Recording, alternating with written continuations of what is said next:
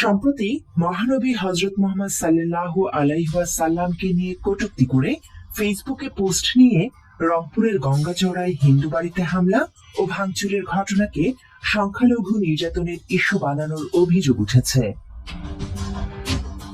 খোঁজ নিয়ে জানা গেছে, প্রকৃত ঘটনা আড়াল করে উস্কানিমূলক তথ্য ছড়াচ্ছে প্রথম আলো, ডেইলি স্টার ও সন্তোষ শর্মার কালবেলা সহ দেশের কিছু গণমাধ্যম। আর এদের মিথ্যাচারের সুযোগে বাংলাদেশের বিরুদ্ধে ষড়যন্ত্র করছে ভারতীয় গণমাধ্যমগুলো। তবে স্থানীয় বাসিন্দা ও গণমাধ্যম সূত্র বলছে, ধর্মীয় অনুভূতিতে আঘাত হানার অভিযোগে হিন্দু পাড়ার বাসিন্দা রঞ্জন কুমারের বাড়ি ভেবে তার চাচার বাড়িতে হামলা হয়েছে। মূলত বিক্ষুব্ধ জনতাকে উস্কে দিয়ে ওই বাড়িতে হামলা চালানোর ইন্ধন দেওয়ার অভিযোগ উঠেছে স্থানীয় পত্রিকা যুগের আলোর সাংবাদিক হাবিবুর রহমান সেলিমের বিরুদ্ধে। ওই সাংবাদিক নিষিদ্ধ ঘোষিত সংগঠন রংপুর মহানগর ছাত্রলীগের সাবেক সাধারণ সম্পাদক। হামলার ব্যাপারে অভিযুক্ত রঞ্জন কুমারের চাচি বলেন, মেম্বার কল করে রঞ্জনের ফেসবুক পোস্টের বিষয়টি জানান। পরে রঞ্জনকে নিয়ে থানায় যান তার চাচা। এরপরই রঞ্জনের বাড়ি ভেবে তাদের বাড়িতে কয়েক দফা হামলা চালায় ও ভাঙচুর করে বিক্ষুব্ধ জনতা। হঠাৎ করে আমাদের এলাকার মেম্বার মোবাইল করে আমার ভাতিজা বললো যে তোমার ছেলে নাকি ফেসবুকে বলে নবীজির নামে কি কি দিয়ে পাঠাইছি। এখন আমার ভাতিজা, আমার স্বামী আর ছোট ভাতিজা রঞ্জনকে নিয়ে থানা যায়। তারপর আমরা 300 সিঁড়ি বউ, ভাতিজা বউ দুইটা আর আমি বাড়ি। ওই ঝুঁকে ফার্স্টে একদল আসিয়ে আমার বাড়ি ভাঙচুর করলো, করে চলে গেল। তারপর 8 ঘন্টা পর আর একদল আসি, ওই আর একদল রঞ্জনের বাড়ি জানে নাই, আমার বাড়িতে ভাঙচুর করে। অথচ প্রথম আলোর সংবাদ বলছে ভিন্ন কথা। তাদের প্রতিবেদন বলছে ওই হামলায় 22টি বাড়িতে ভাঙচুর ও লুটপাট চালানো হয়েছে। অভিযোগ উঠেছে পরিকল্পিতভাবে উস্কানি দিয়ে ধর্মীয় দাঙ্গা বাঁধানোর চেষ্টা করছে প্রথম আলো। এমন খবরের মাশুল গুনতে হচ্ছে স্থানীয় মুসলিম পরিবারগুলোর। হিন্দুদের বাড়িতে হামলা, ভাঙচুর ও লুটপাটের অভিযোগে এরই মধ্যে 5 মুসলিম যুবককে গ্রেফতার করেছে সেনাবাহিনী।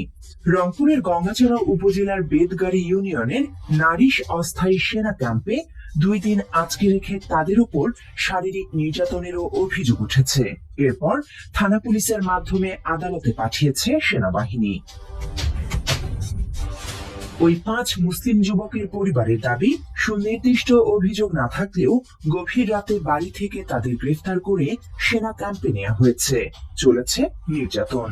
অথচ ওই যুবকরা মহানবী হযরত মুহাম্মদ সাল্লাল্লাহু আলাইহি ওয়াসাল্লামকে নিয়ে কটূক্তির প্রতিবাদ করেছিল বলে দাবি পরিবারের।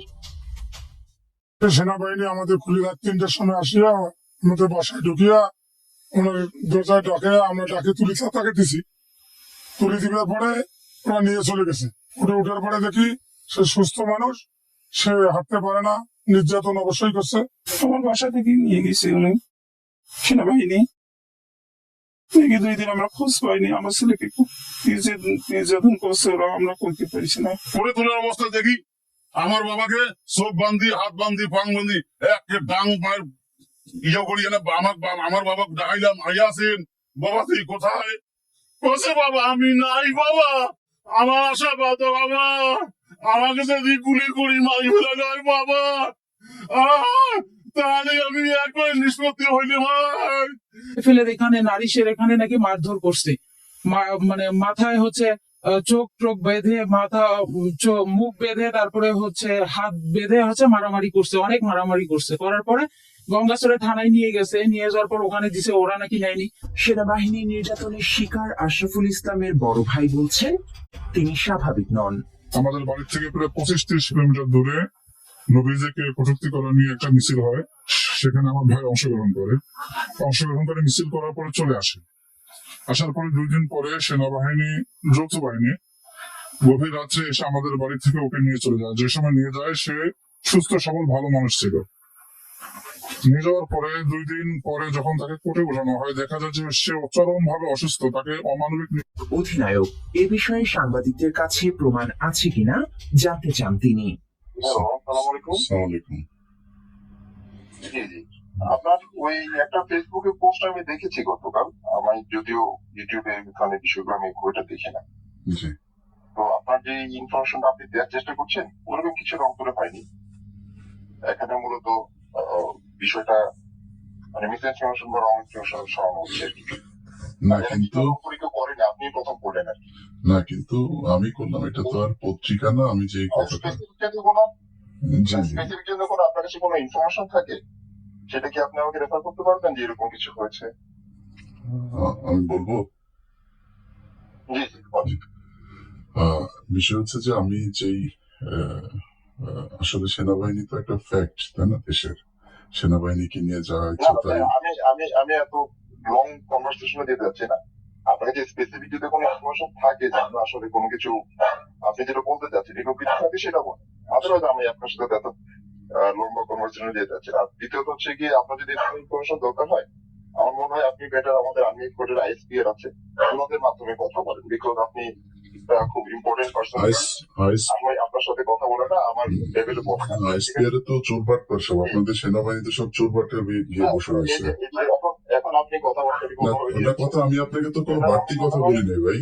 আপনাকে কি আমি কোনো বাড়তি কথা বলছি? আমি আপনাকে কথা শুরু করলাম, আপনি আমাকে বললেন যে আমি এত কথা শুনি। আমি কি বলতে চাচ্ছিলাম আপনি সেন্টেন্সটা শেষ করতে দিলেন না।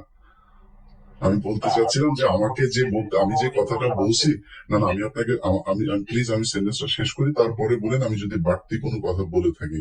আমি বলছিলাম যে সেনাবাহিনী একটা ফ্যাক্ট, তাদের ব্যাপারে একটা মানুষ কথা চাইলেই তো বলতে পারে না। আমার কাছে অভিযোগ একদম আমার ভিডিও রেকর্ড, এটা এরকম না যে তারা আমাকে পত্রিকার মতো বক্তব্য দিয়েছেন, এরকম না।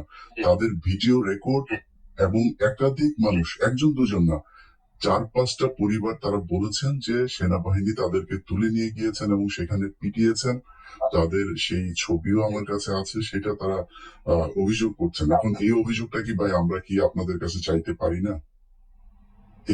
আপনি তাহলে কারোর মাধ্যমে আমি তো রংপুরে থাকি, রংপুর ক্যাম্পে আসতে পারে, আমাদের ডিভিশন হেডকোয়ার্টার আছে, হেডকোয়ার্টার জিনিসটা জবাব দিতে চাইতে পারে, অথবা আমাদের আর্মি হেডকোয়ার্টারের মাধ্যমে জবাব দিয়ে যেতে পারে। আমিও জবাব দিয়ে তার উঠতে না। আমি ভাই এখন আপনি তো এখানকার চিফ, আপনি সব কাজ করবেন সেটা তো না। আমি তো বলিও না যে আপনি পেটাইছেন, এটাকে আমি একবার আপনাকে বলছি। আমি বলছি যদি এরকম কিছু হয়ে থাকে আমার তো মনে হয় আপনারা সেটার ব্যবস্থা নেন, তাই না? আপনারা সেনাবাহিনী তো আর সেটাই আমি আপনাকে জানাইলাম আর কি। আপনি হয়তো আমার ভিডিওটা যখন দেখবেন তখন ওইখানে নিশ্চয়ই দেখবেন যে কারা অভিযোগ করছে। তো তখন আশা করি আপনাদের কাছে যে এই ধরনের ঘটনা যদি ঘটে থাকে আপনি অধিনায়ক হিসেবে আপনার কাছে আমি এটার বিচার চাই আর কি। না তা তো অবশ্যই, তা অবশ্যই যদি কেউ ধরনের কিছু করে থাকে অন্যায় করে থাকে সেটা আমরা অবশ্যই দেখবো, সমস্যা নেই। থ্যাংক ইউ স্যার, ঠিক থ্যাংক আছে ইউ সো মাচ। তবে 2 দিন আজকে রেখে শারীরিক ও মানসিক নির্যাতন করার অধিকার সেনা সহ কোনো বাহিনীর নেই বলে জানিয়েছেন সুপ্রিম কোর্টের আইনজীবী অ্যাডভোকেট নুরুল ইসলাম। সেনাবাহিনী গ্রেপ্তার করার জন্য শর্ত হলো তার কাছে সুনির্দিষ্ট অভিযোগ থাকা এবং অভিযোগের পরে গ্রেপ্তারের পরে 24 ঘন্টার মধ্যে উইদিন 24 আওয়ার্স 24 ঘন্টার মধ্যে তাকে আদালতের কাছে, থানার মাধ্যমে আদালতের কাছে তাদেরকে সামনে করতে হবে। তো কোন লোককে 2 দিন আটকে রাখার অধিকার এটা বাংলাদেশের প্রচলিত আইনে না সেনাবাহিনী আছে, না পুলিশের আছে, না কারো আছে। এরপরও এই ঘটনায় গঙ্গাচড়া থানায় অন্তত 1200 জনকে অজ্ঞাত আসামি করে মামলা দায়ের করা হয়েছে। এতে করে নীলফামারীর কিশোরগঞ্জ উপজেলার মাগুরা ইউনিয়নের 3টি ওয়ার্ডে বাড়িঘর ছাড়তে বাধ্য হয়েছে অন্তত 4000 মানুষ। ফলে কয়েকটি গ্রাম পুরুষ শূন্য হয়ে পড়েছে। আমার নবীজিকে অপমান করছে, আমার স্বামী সে দুঃখেতি, কর্ম করি খায়, সে গরিব মানুষ, কর্ম করি আমরা খাই। মনে করেন সন্ধ্যে হইলি আমার স্বামী বাড়ি থাকতে পারে না, আমি ছোট পোলাপানকে নিয়ে শুধু থাকি ফাঁকা বাড়ি।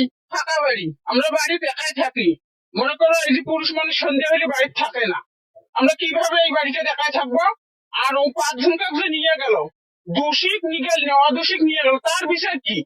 দোষীর বিচার নেবেন তোমরা, আর যারা যে আমার নবীকে অপমান করলো তাদের বিচার নেবেন। আমার দেশের লোকের কি উদ্দেশ্যে বিচারটা নেবেন আপনি? রাত হলে আবার আমরা ছেলে পেলে ধরে থাকতে পারিছি নি, ভয়তাই আতঙ্ক হয়ে গেছি। মহানবীকে নিয়ে কটূক্তি করার প্রতিবাদ করায় নিরপরাধ মুসলমানদের নামে মামলা হওয়ায় হতাশা জানিয়েছেন স্থানীয় বাসিন্দারা। নবীজির নামে মিথ্যা অপবাদ দিয়ে মুসলমান আমরা প্রতিবাদ করি যে তাই যদি অপরাধী হই, বাড়ি ছাড়া, বাড়ি ঘরে থাকতে পারি না, কেউ যদি বাড়ি ঘরে লুটপাট করে নিয়ে যায় তা আমরা কি করবো? স্থানীয়দের অভিযোগ, মহানবীকে কটূক্তি করলেও রঞ্জন কুমারকে বিচারের মুখোমুখি না করে উল্টো প্রতিবাদ করা সাধারণ মুসলমানদের নামে মিথ্যা মামলা দেয়া হয়েছে। আমরা তার বাড়িঘর লুটপাট আমরা কোনো কিছু করি নাই, কি আমাদের মুসলমান এ ধরনের কোনো কিছু করে নাই। তারপর ওরা নিজে ভাঙচুর করার পরেও আমাদের মুসলমানের গায়ে ওরা দোষ দিয়ে আমাদের মুসলমানকে ওরা মিথ্যা মামলায় স্কুল ছাত্রকে নিয়ে যায় ওরা অনেক কিছু শাস্তি দিতেছে। আর যারা দূষিত ওকে ওরা নিগিয়া অথবা জামাই ব্যবহার করতেছে। মুসলমানের পক্ষে বিচার আর উনির পক্ষে বিচার নাই, নবীর পক্ষে হয়ে তো কথা কইছে, অন্য কথা তো কয়নি। আর ওর অপরাধ না ভিডিওটা করছে, ভিডিওটা করছে। আবার অথচ এই যে লুটপাট মানে এক হাত দিয়ে ভিডিও করছে, এক হাত দিয়ে লুটতরাজও করছে, এগুলো আছে মনে করো তার জন্য সাজা পাইবি কি? এটা তার কোনো বিচার নাই, ওরার বিচার নাই, ওরারও আমরা বিচার চাই। খোঁজ নিয়ে জানা গেছে, মহানবীকে কটূক্তি করার প্রতিবাদে বিক্ষোভ ও মানববন্ধন করে পাশের কিশোরগঞ্জ উপজেলার ধর্মপ্রাণ মুসলমানেরা। এরপরও প্রকৃত ঘটনা আড়াল করে প্রথম আলো, ডেইলি স্টার ও সন্তোষ শর্মার কালবেলা সহ দেশের কিছু গণমাধ্যমের বিরুদ্ধে মিথ্যা সংবাদ প্রকাশেরও অভিযোগ রয়েছে। এই ঘটনাটা যেটা হয়েছে প্রথম আলোতে পত্রিকাটা আছে, এটা খুব বাড়াবাড়ি করছে, অনেক কিছু লেখছে, বেশি ভুয়া তথ্য ছড়াইছি। হ্যাঁ, ওখানে অত কিছু হয় নাই, এরা অনেক আসামি মানে ওখানে বহু লোক বলে গেছিল, এলে ভুয়ে নিউজ দিছে, এরা পুরো ভুয়ে নিউজ ছড়াইছে প্রথম আলো। মিডিয়াতে বিষয়টা এমন ভাবে প্রকাশ করা হয়েছে যে তাদের নাকি বাড়িঘর ভাঙছে 22টা। আসলে এটা যদি সত্যতা নাই, ওরা বাংলা এডিশনে আমরা দেখছি নিউজ, ওরা সত্যতা প্রকাশ করছে, কিন্তু প্রথম আলো এবং বিভিন্ন মিডিয়া এই বিষয়টাকে এমন ভাবে প্রচার করছে যা আমাদের এলাকার লোকরা ঘরে থাকতে পারতেছে না। আপনি কোনো প্রশাসনের লোকের দরকার নাই, একজন আপনি ছেলে মানুষকে দিয়ে বলেন যে আজকে এলাকায় অভিযান হইতে পারে, মানে আপনারা সাথে থাকেন, আপনার পর যাবেন, বাসায় কোনো পুরুষ মানুষ পাবেন না, মানে বিষয়টা এমন হয়ে গেছে। এরই মধ্যে বিক্ষুব্ধ জনতাকে উস্কানি দেওয়ার অভিযোগে নিষিদ্ধ ছাত্রলীগ নেতা এবং সাংবাদিক সেলিমকে গ্রেফতার করে পুলিশের হাতে তুলে দিয়েছে সেনাবাহিনী। আমরা আস্তে আস্তে আরো সত্যতা পাচ্ছি যে একজন সাংবাদিক সেলিম নাম, উনি এটিকে উস্কানি দিয়েছে। শোনা যাচ্ছে যে উনি আওয়ামী লীগ বা ছাত্রলীগের কোন এক পদে ছিল, উনি এই ঘটনাটিকে উস্কানি দিয়েছে। এ বিষয়ে গঙ্গাচড়া থানার ওসি আল ইমরান বলেন, এ মামলায় সেলিম নামের একজনকে গ্রেফতার করা হয়েছে, তিনি এই ঘটনার মূল উস্কানিদাতা। এমনকি আওয়ামী লীগের রাজনীতির সাথে জড়িত থাকার প্রমাণও পেয়েছে পুলিশ। তার বিরুদ্ধে চাঁদাবাজি সহ থানায় একাধিক অভিযোগও রয়েছে। আমরা এই মামলায় অগ্রগতি মোট 6 জনকে অ্যারেস্ট করেছি। গতকাল আজিজুর রহমান নামে একজনকে আমরা অ্যারেস্ট করেছি, তিনি একজন আওয়ামী লীগের নেতা। তিনি প্রত্যক্ষভাবে এই ঘটনার ইন্ধন দিয়েছেন এবং নেতৃত্ব মর্মে আমাদের কাছে প্রমাণ আছে।